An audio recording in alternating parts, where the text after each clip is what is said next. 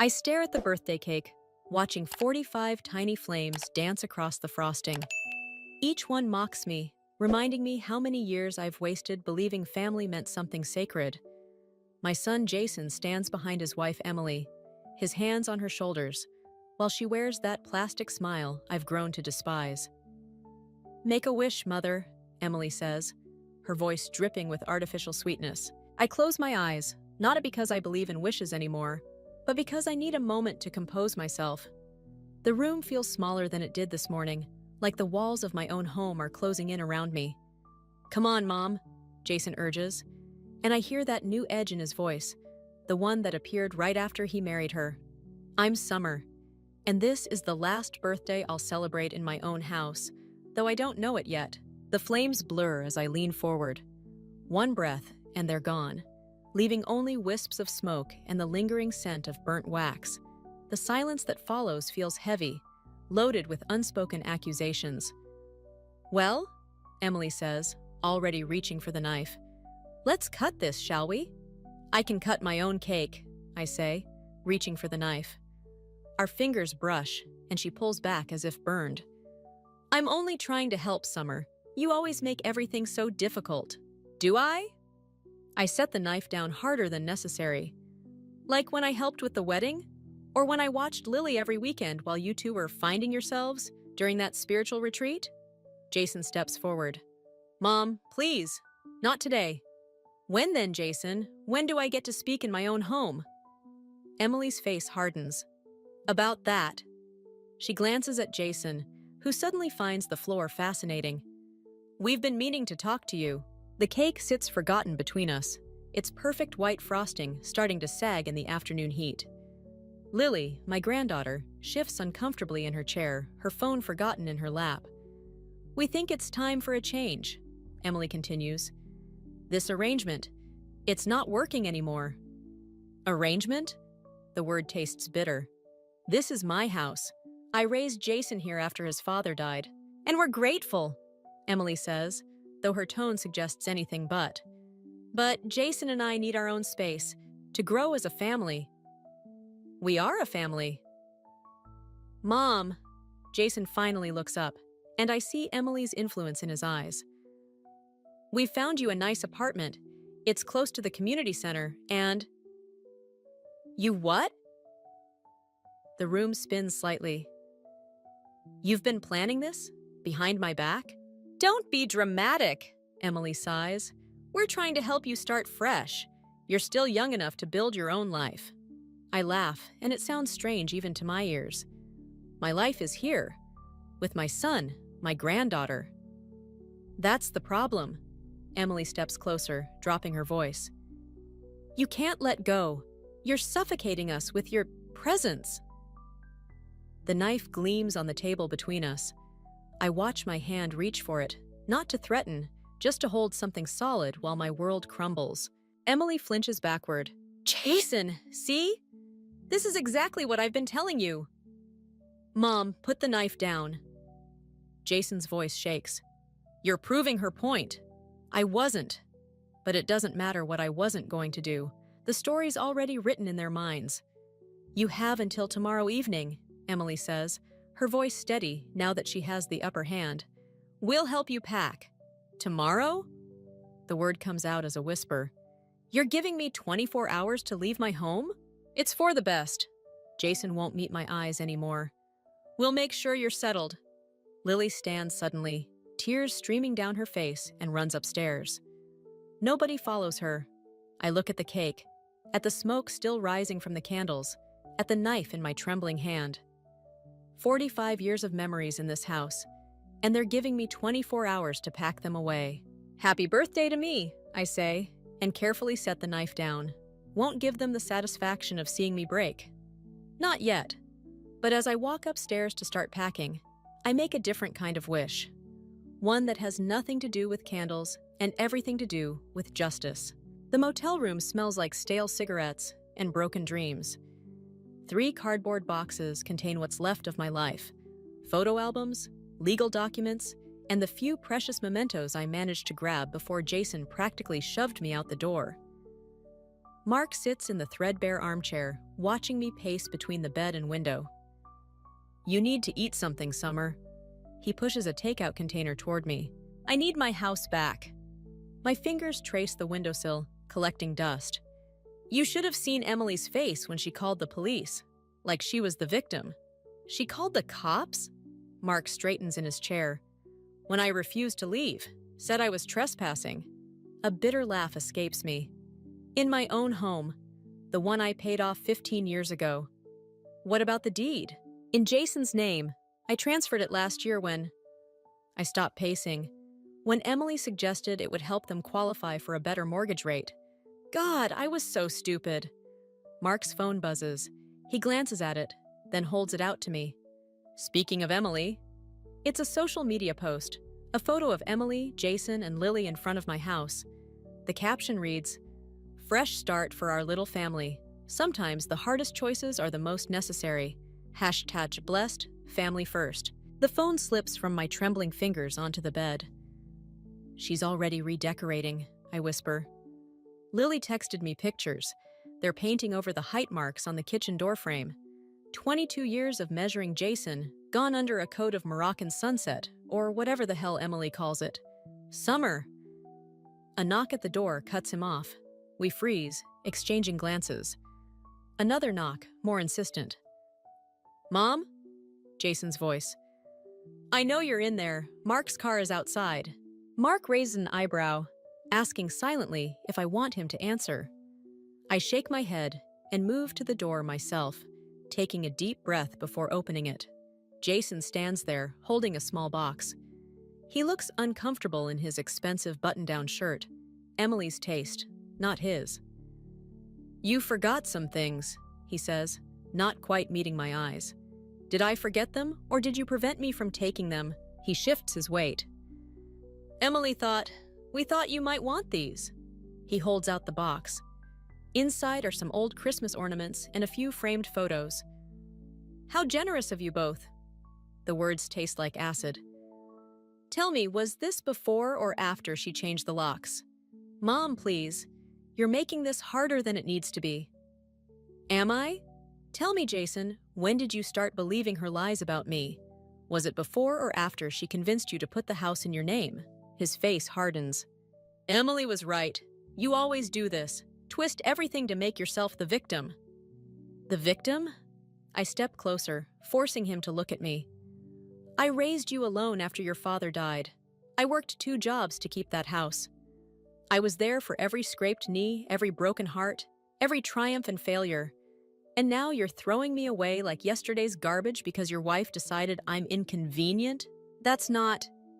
He runs a hand through his hair, a gesture so familiar it hurts. You're suffocating us, Mom. Always hovering, always judging Emily's decisions about our family. Your family? The laugh that escapes me sounds foreign, almost hysterical. I'm your family! And Emily is my wife! He shouts back, then immediately looks around, embarrassed by his outburst. Look, we've set up an account for you. There's enough money for a few months' rent while you figure things out. I stare at him, this stranger wearing my son's face. Keep your money. And your pity. Mom! Tell Emily congratulations. I start to close the door. She finally got what she wanted. What's that supposed to mean? Ask her about Richard. The name makes him flinch. Ask her what happened to her last husband's mother. Or better yet, don't. Ignorance seems to be working so well for you. I shut the door on his confused face and lean against it, listening to his footsteps fade away. When I turn around, Mark is watching me with a mixture of concern and admiration. Richard? He asks. Emily's ex-husband. I move to the window, watching Jason's car pull away. I did some digging last night. Turns out I'm not the first mother-in-law she's displaced, just the latest in a pattern. Summer, Mark's voice carries a warning. What are you planning? I touch the window glass, cool and solid under my fingers. I'm planning to show my son exactly who he married, and this time, I'm not playing nice. The coffee shop feels too bright, too normal for the conversation we're about to have. Derek, Emily's brother, sits across from me, his fingers drumming against his cup. Mark arranged this meeting, calling in favors I didn't know he had. Emily doesn't know I'm here, Derek says, his voice barely above a whisper. If she found out, she won't. I lean forward, but I need to understand what happened with Richard. Derek's fingers stop drumming. Richard was a mistake, like the others. Others? He glances around the cafe, paranoid. Emily has a pattern. She finds men with close family ties, especially to their mothers. Strong families fascinate her because we never had one. A barista drops a cup somewhere behind us, and Derek jumps. I notice the slight tremor in his hands, the dark circles under his eyes. You're afraid of her, I realize. You don't know what she's capable of. He pulls out his phone, scrolls through photos. Richard's mother, Margaret, before Emily. He shows me a picture of a vibrant woman in her 60s, surrounded by family. And after, the next photo shows the same woman, but diminished somehow. Isolated, broken. Emily convinced Richard that Margaret was manipulating him, trying to control their marriage. Sound familiar? Derek's laugh is hollow. Within a year, Margaret was in a nursing home. Richard thought it was his idea. My coffee turns bitter in my mouth. And Richard? Lost everything in the divorce. Emily had already transferred most of their assets. Derek swallows hard. He didn't survive the winter. They called it an accident. The cafe suddenly feels airless. Are you saying? I'm not saying anything. Derek's voice sharpens. I'm just telling you what happened. What always happens. A text lights up my phone. It's from Lily. Grandma, something's wrong. Mom found your old letters to Dad. She's burning them in the backyard. My hands start shaking. Those letters, written to Jason's father before he died, were all I had left of him. Excuse me, I manage to say, standing so quickly my chair scrapes against the floor. Derek grabs my wrist. Wait, there's more you need to know. My letters. Emily's pregnant. The words hit like a physical blow. I sink back into my chair. She told the family last night. Derek won't meet my eyes. She's using it to cement her position. Jason's overjoyed. She's 40, I whisper. She told Jason she couldn't have more children. That's why they never... Emily always knows what she needs to survive. Derek finally looks at me. The baby will give her total control. You'll never get Jason back now. Another text from Lily. Mom's saying weird things about you, about how you tried to poison her relationship with Dad from the beginning. She has proof. Proof? I say out loud. Derek's expression changes. Oh God, the diary. What diary? Emily keeps a diary of evidence, things she twists and manipulates. Conversations taken out of context, innocent moments reframed as threats. She's been doing it for years. My phone buzzes again. This time it's from Jason. How could you, Mom? Emily showed me everything. Don't contact us again. The cafe walls start closing in. Derek reaches across the table, his voice urgent. Listen to me. You can't fight her directly. She's already positioned you as the villain. The pregnant wife versus the jealous mother-in-law.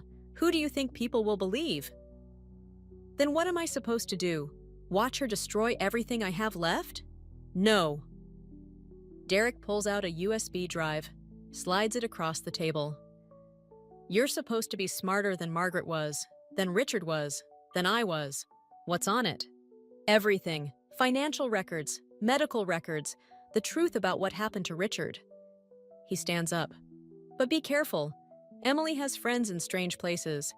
If she suspects you have this, why are you helping me? Derek pauses, and for a moment, I see the weight of years of guilt in his eyes. Because someone needs to stop her, and because I'm tired of watching mothers lose their children. He walks away, leaving me with a USB drive that feels like it weighs 1,000 pounds and another text from Lily. Grandma, please. Mom's different when you're not around. I'm scared.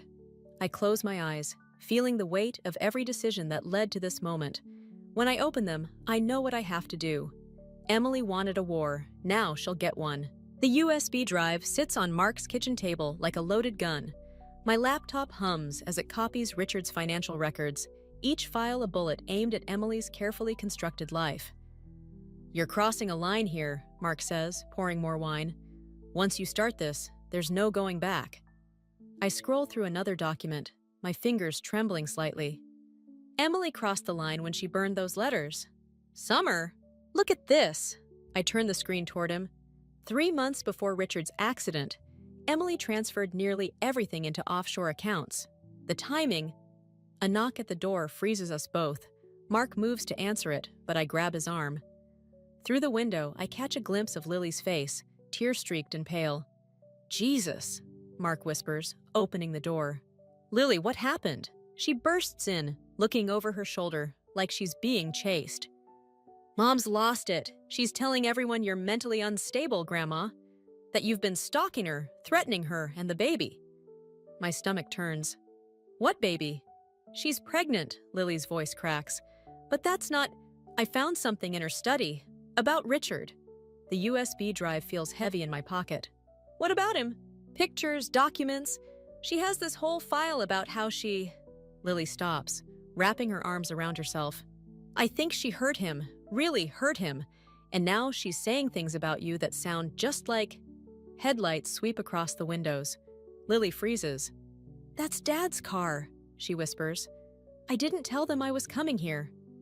Mark moves quickly, grabbing my laptop. "Back door, now." We slip into the darkness of his backyard, just as Jason's voice carries through the house. "Mark? We know they're here." Lily grabs my hand, pulling me toward the garden gate. "Mom has the police on speed dial. She's going to say you kidnapped me." "I didn't." "I know." She squeezes my hand. "But she has evidence. She always has evidence." We make it to my car, parked a block away. As I start the engine, I see Emily emerge from Jason's car, one hand protectively over her stomach. Even from here, I can see her triumphant smile. "She's going to destroy you like she destroyed Richard's mother," Lily says as we pull away. Unless what? Unless we destroy her first." Lily pulls out her phone, showing me a video. "I recorded her talking to someone named Marcus last week. About Richard's accident. About what really happened." My hands tighten on the steering wheel. "Lily, are you sure you want to?" "She's poisoning Dad against everyone who loves him, just like she did with Richard." Lily's voice hardens. "And now there's going to be another baby, another person for her to control." Police sirens wail in the distance. I take a sharp turn, heading toward the highway. "Where are we going?" Lily asks. "Somewhere safe." I glance at her. "But first, you need to understand what you're getting into. This isn't just about exposing Emily anymore. This is about survival." "I know." She clutches her phone like a weapon. "That's why I made copies. Of everything." My phone buzzes with a text from Mark. "Emily filed a restraining order. Police are looking for you both. Be careful." Another message follows, from Jason. "How could you take my daughter? Emily's having contractions from the stress. If anything happens to our baby—" I switch off the phone, feeling something cold and certain settle in my chest. Emily wanted to paint me as the villain? Fine. Sometimes the only way to fight a monster is to become one. "Grandma?" Lily's voice is small in the darkness. "What are we going to do?" I think of the USB drive in my pocket, of Richard's mysterious accident, of Emily's perfectly crafted evidence. "We're going to give your mother exactly what she expects. Sometimes the best way to spring a trap is to step right into it." The highway stretches ahead, dark and empty. Behind us, blue lights flash in the distance. But for the first time since this all began, I'm not running away. I'm running towards something. And Emily has no idea what's coming. The motel room feels like a cage. Lily sleeps fitfully on one bed while I sit at the small desk, sifting through Richard's financial records on my laptop. Each document reveals another layer of Emily's manipulation. Bank transfers, forged signatures, carefully orchestrated accidents. My phone vibrates. A text from an unknown number. "Meet me at Riverside Park, 1 a.m. Come alone. Derek." I glance at Lily, then at the clock. 12:37 a.m. The park is deserted when I arrive. Streetlights casting long shadows across empty benches. Derek emerges from behind a tree, looking more haunted than ever. Emily knows about the USB drive, he says without preamble. She's already moved the money. What money? The insurance payout from Richard's death. She's been keeping it in a hidden account, but now… He runs a hand through his hair. She's desperate, Summer. She's talking about leaving the country. With my son? With everything. The baby, Jason's inheritance, all of it. He steps closer. But that's not the worst part. A twig snaps somewhere in the darkness. Derek flinches. Marcus is back, he whispers. The man who helped her with Richard's accident. I saw them meeting yesterday. Cold fear grips my spine. You think she's planning? I think she's cornered. And cornered animals are the most dangerous. He presses something into my hand.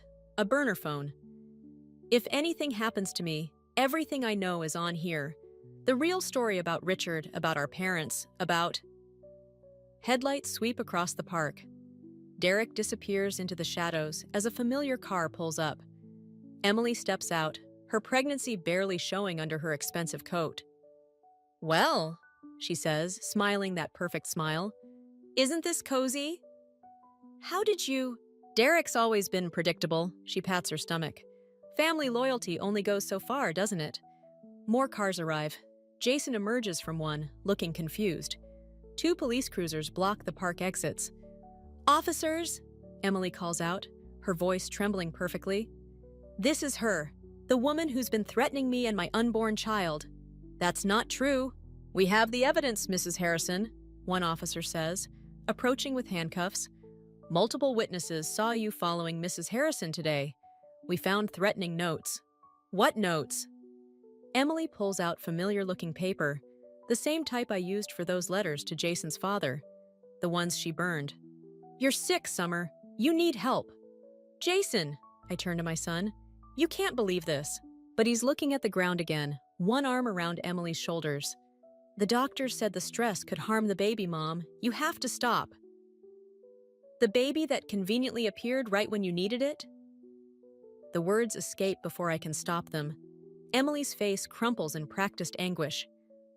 How dare you? First Richard's baby, now mine. What did you say about Richard's baby? Something flashes across Emily's face, real fear quickly masked. Officers, please, I don't feel safe. As they approach with handcuffs, I make a decision. I reach for my phone, ready to send everything on that USB drive to every contact I have. Emily sees the movement. She's got a weapon! Everything happens at once. The officers lunge forward. Jason shouts. Emily smirks. And in that split second, I see it all. How perfectly she's orchestrated this moment. How completely she's turned my own son against me. But she's forgotten one thing. Mom! Lily's voice rings out across the park. She steps into the light, holding up her phone. I got it all. The whole conversation, including what you just said about Richard's baby. Emily's mask slips. For just a moment, I see the real her, the calculating predator beneath the perfect wife facade. Lily, she says, reaching out. Sweetheart, you don't understand. I understand everything. Lily's voice shakes but holds firm. And so will the police, once they see what's really on that USB drive. The one Derek gave you tonight wasn't the only copy. The park falls silent, except for the soft whir of police radios. Emily's hand drops to her stomach, but this time the gesture looks less protective and more like she's holding on to her last weapon. Jason looks between us all, lost and confused, and I realize this is it, the moment where everything either falls apart or comes together. The truth is within reach, but so is total destruction. The question is, which path leads to which? The police station's fluorescent lights make everything look sickly and unreal. I sit in the interrogation room, my wrists raw from the handcuffs, while Detective Morris reads through Emily's carefully crafted evidence. Multiple threatening messages, he says, spreading out papers. Stalking complaints, witness statements about your erratic behavior. Those are forgeries. Like the USB drive you claim to have? He raises an eyebrow. The one our tech team couldn't access? My stomach drops. I think of Derek's face in the park, his warning about Emily moving money. Of course she'd have someone ready to corrupt the files. The door opens. Emily walks in, supported by Jason. She looks perfectly fragile in her designer maternity dress. "I'll make this brief," she says, touching her stomach. "The doctors are concerned about my blood pressure." "You don't have to be here," Jason tells her, all protective concern. "I do." She dabs at her eyes with a tissue. "Summer needs to understand what she's doing to this family." Detective Morris steps out, giving us privacy. I notice he leaves the door slightly open, probably recording everything. "Drop the act," I say. "We both know you're not really pregnant." Emily's face crumples. "Jason, do you hear how she's still trying to hurt us? Even now?" "Mom, stop." Jason's voice is hard. "We have the medical records, the ultrasounds, forged like everything else about her. Like Richard's baby?" Emily's voice turns sharp. "The one you claim What exactly are you accusing me of, Summer?" The trap springs shut. I realize too late what she's done. Led me straight into making accusations that sound completely unhinged. "Tell them about Marcus," I try. "About the insurance money." "Marcus?"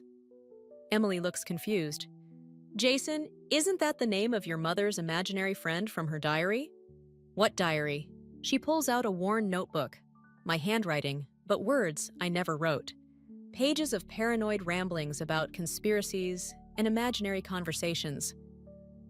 "We found it when we were packing her things," Emily says softly. That's when we realized how sick she'd become.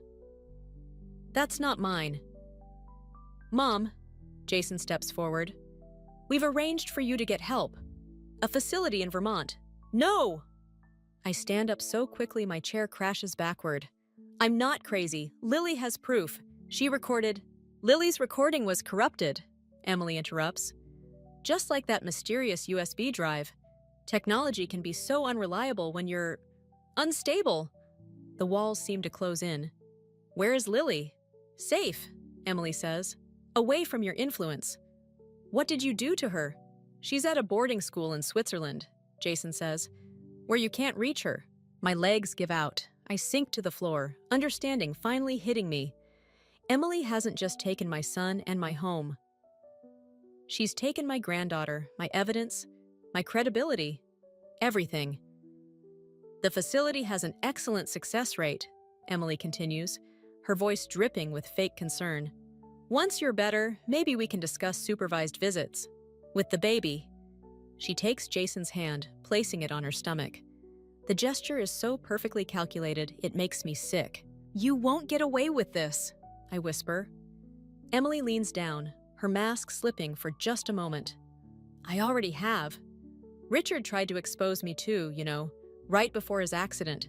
And Derek, well, accidents happen all the time." "What did you say about Derek?" She straightens up, mask back in place. "Oh dear, she's getting agitated. Jason, perhaps we should—" "I'll call the doctor," he says, reaching for his phone. "No, wait!" But the serum already leaving. Gee.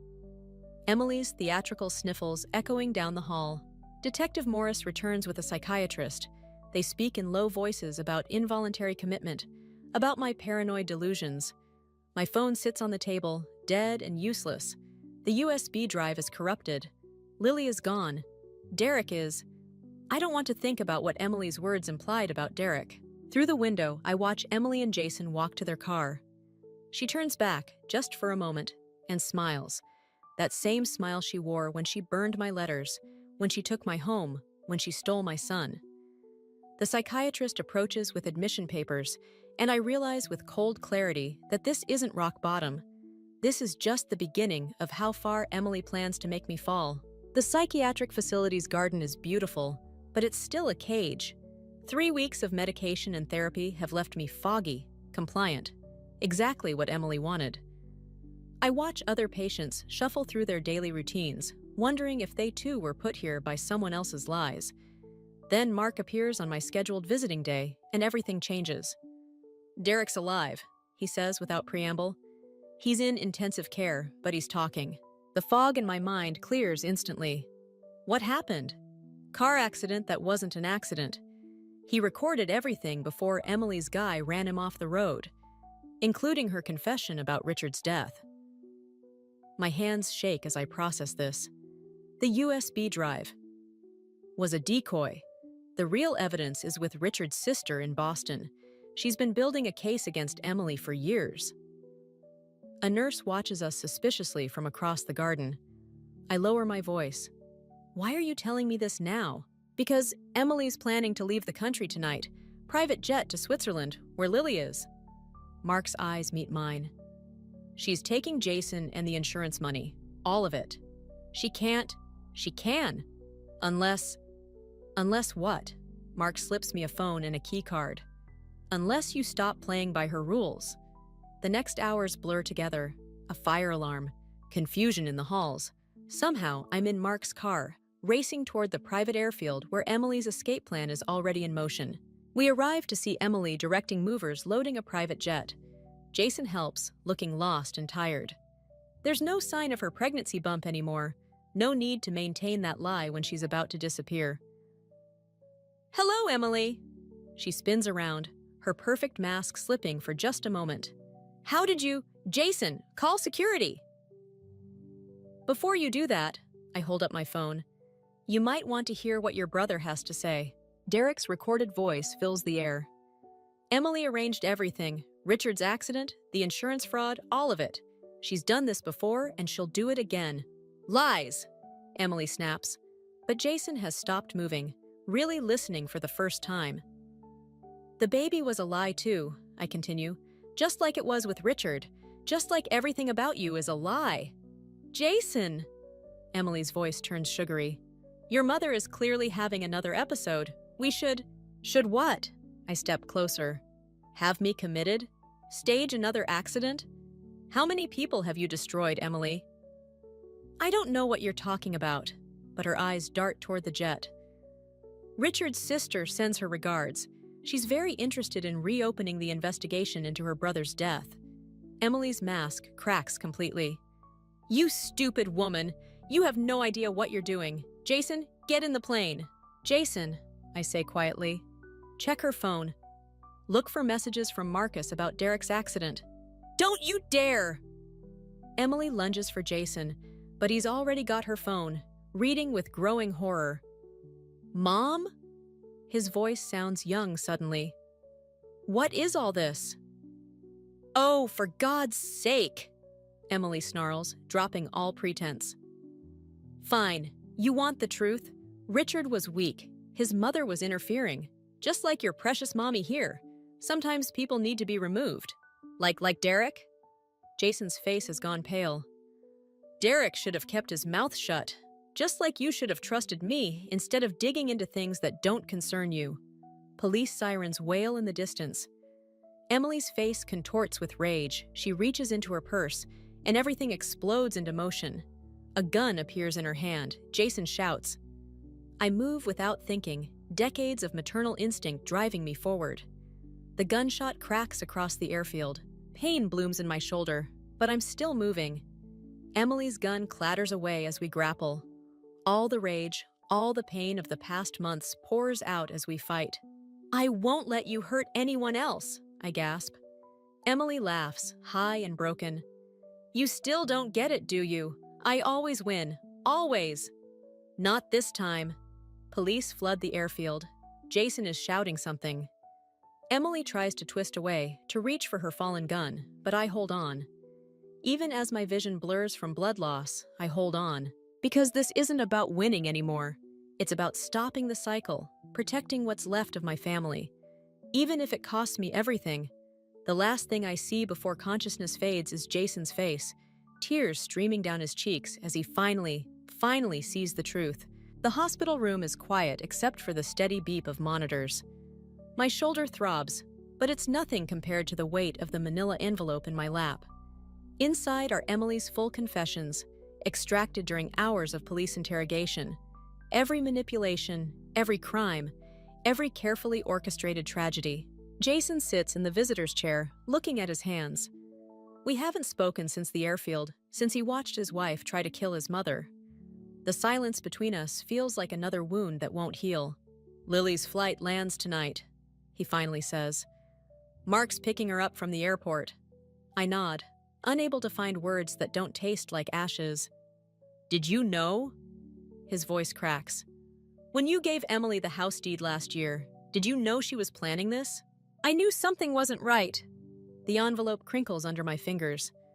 But I wanted you to be happy, to have the family you deserved. The family I deserved.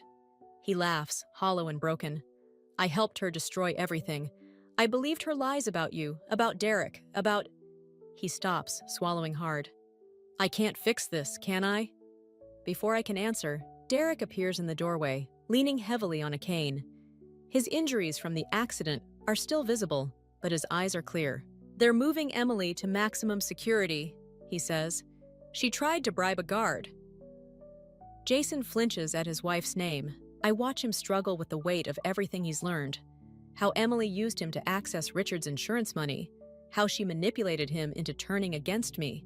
How every moment of their marriage was built on calculated lies. The house is yours again. Jason stands abruptly.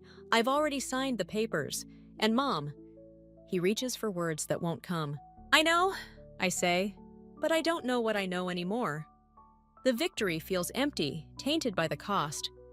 Derek clears his throat. Richard's sister wanted you to have this. He hands me a small box. Inside is a simple silver locket, the one from the photo of Richard's mother before Emily destroyed her life. She said you'd understand, Derek adds quietly. I do understand. The locket represents everything Emily tried to break, the bonds between mothers and children, the trust that holds families together. But as I hold it, I realize something else. I've become what I fought against. In my quest for revenge, I wielded the same weapons Emily used: manipulation, secrets, calculated strikes at the heart. I should go, Jason says. Lily will need... Someone should be there when she gets home. Home. The word echoes strangely. Jason! I call as he reaches the door. The height marks on the kitchen door frame. He turns back, confusion crossing his face. Emily painted over them, but they're still there, under the surface. I touch the locket. Some things can't be erased, no matter how hard someone tries. Understanding dawns in his eyes. He nods once, sharply, and disappears down the hall. Derek settles into the vacant chair. Emily asked to see you. No. She says she has more secrets to share. About Jason, about... I don't care. I close the locket with a snap. Her secrets can die with her. He studies me for a long moment. You won, Summer. She's going to prison. The truth is out. Why doesn't it feel like enough? Through the window, I watch Jason cross the parking lot, shoulders bent under invisible weight. In my hand, the locket feels both lighter and heavier than it should. Because there are no winners here, I say. Only survivors. The monitor keeps beeping, marking time in a world that feels permanently altered. Somewhere, Emily sits in a cell, probably already planning her next move. Lily's plane crosses the ocean, bringing her back to a home that's both familiar and forever changed. And I sit here, holding a dead woman's locket, wondering if revenge and justice were ever really the same thing. The truth didn't set anyone free. It just gave us different chains to carry.